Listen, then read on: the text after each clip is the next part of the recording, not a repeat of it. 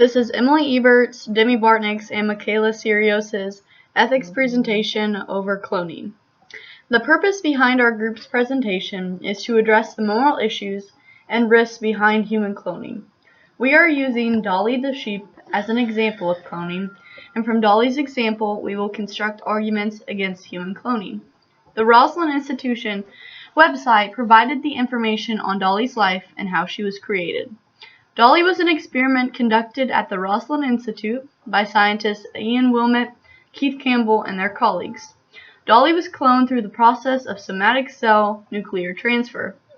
Dolly was born on July 5, 1996, but her birth was kept under the radar for quite some time. She was the only lamb to survive after 277 attempts. When the scientists at Roslin announced Dolly's birth and their new discovery, the wave of press coverage was enormous. The magnitude of the discovery shocked the scientific community as well as people around the world. In an attempt to let Dolly lead a normal sheep life, she was allowed to breed. During her short life, Dolly gave birth to a total of 6 lambs.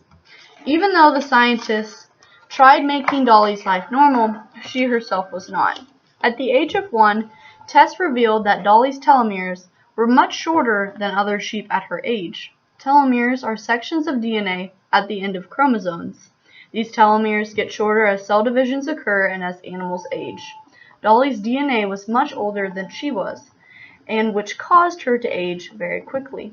Dolly was euthanized on February 14, 2003 from severe arthritis and sheep pulmonary adenomatosis. Dolly died at the age of 6, while most sheep lived to the age of 11 or 12. Since the birth of Dolly, mice, cows, pigs, and even human embryos have been cloned using the somatic cell nuclear transfer method. Somatic cell nuclear transfer, or SCNT, as described by animalresearch.info, is a method where the cell nucleus from an adult cell is transferred into an unfertilized developing egg cell. This developing egg cell has had its nucleus removed. The hybrid cell is then stimulated to divide by an electrical shock. Once the cell has developed into a blastocyst, it is implanted into a surrogate mother.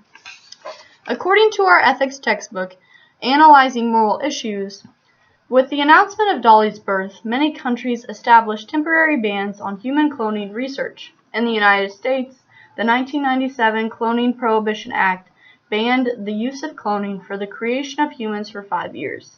This ban was renewed in 2002, and in 2003, the act was amended and placed another 5-year ban on human cloning. These bans are in line with majority opinion. People are repelled by many aspects of human cloning, and almost everyone anticipates the possible misuses and abuses of the practice. Our group believes human cloning is ethically wrong. We support our thesis with facts on how human cloning does not treat human life with dignity, how it disrupts the view of a normal family, and how it causes issues concerning an individual's identity, and also how it puts the offspring, egg donor, and birth mother at severe risk. Our first argument against reproductive cloning children is that it is very unsafe. Cloning scientists and other mammals agree that cloning children is far too risky to attempt. There are many potential dangers that can occur to the cloned child, the egg donor, and the birth mother. The risks to the cloned child are numerous. Human cloning would have a very high failure rate. According to Learn Genetics, the success rate of cloning varies from 1 to 3%. In recent animal cloning experiments, a very small percentage of the implanted clones have resulted in live births, and most of the offspring suffer from severe and fatal complications shortly after birth. The cloned animal that has survived to an older age have shown signs of premature aging, immune system failure, and unexplained death. There is much evidence to conclude that cloning would lead to have severe issues for the child. As for the egg donor, there is a risk of the woman's future reproductive health.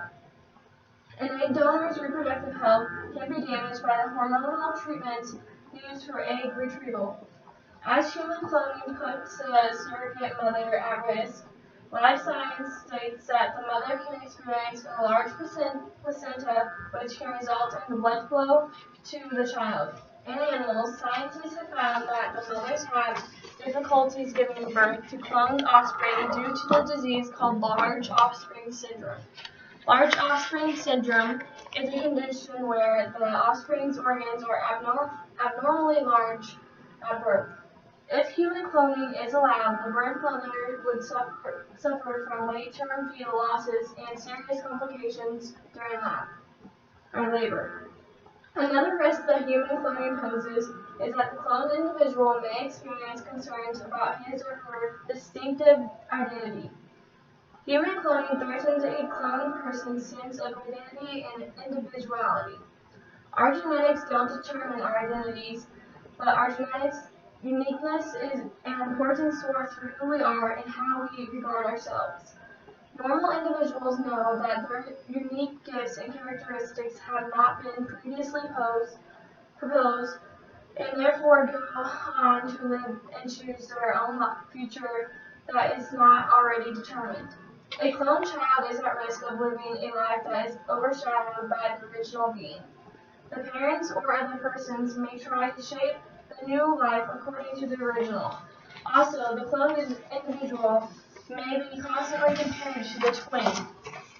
All of these aspects can lead to psychic burdens forced on the offspring. A cloned individual may never escape the shadow of his or her original, and they may not be able to live up to their parental guide or expectations of replicating, imitating, or replacing the original. Another argument against human cloning is that it would redefine parenthood and family ties.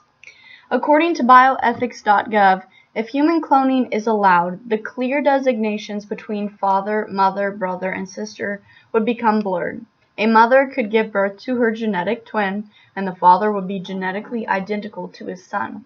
The cloned offspring would have a special tie to only one of the parents, and this could cause issues within family dynamics. If the child were cloned from someone who is not a family member, this can also cause problems.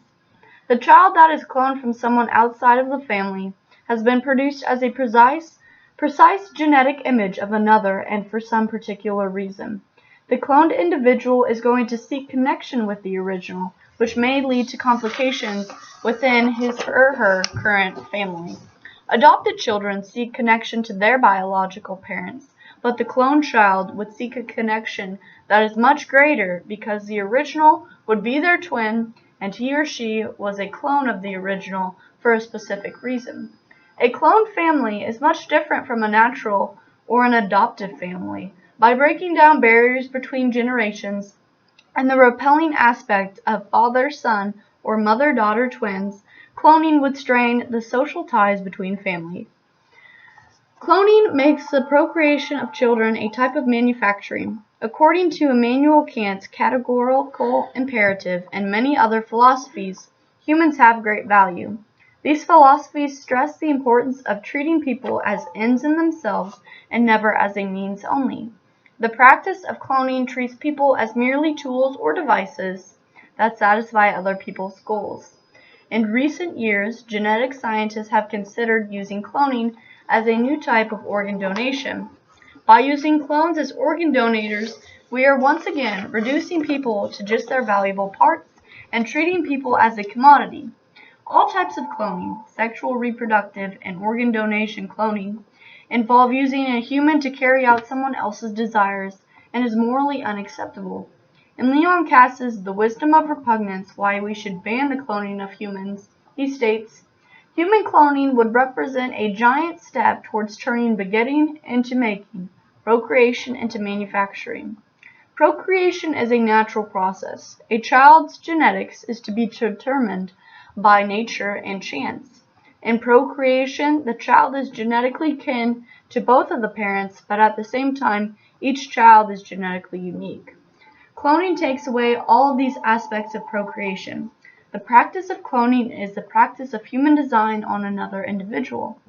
The total genotype of the cloned individual is selected and determined by other people. This is not how children should be created. All people have the right to be unique and should not be the projection of their parents' plans and wishes. By practicing cloning, we are turning human nature and procreation into raw material that can be used at human disposal. Human life is to be treated with dignity. Cloning treats the individual as a commodity. In conclusion, we have provided many points against human cloning. Our first point was the potential health risk to the person involved in the cloning process. As in Dolly the sheep, she was not a normal sheep and had many health problems. This could happen in humans, and the cloned individual may suffer from defects in their genetics or overall health. Individuals may also experience psychological burdens because they are cloned. These cloned children would be constantly compared to its original. As another issue is that cloning destroys our view of a normal family, and clones break down the barriers and generations, which would cause confusion with family units. Our last point was that cloning turns procreation into manufacturing. Cloning disregards treating all forms of human life with dignity. If we, as a society, allow cloning to take place, we are removing the human body from social and personal context and reducing it to an object that can be exploited. In science, all must ask the basic question involving cloning. Just because we can doesn't mean that we should.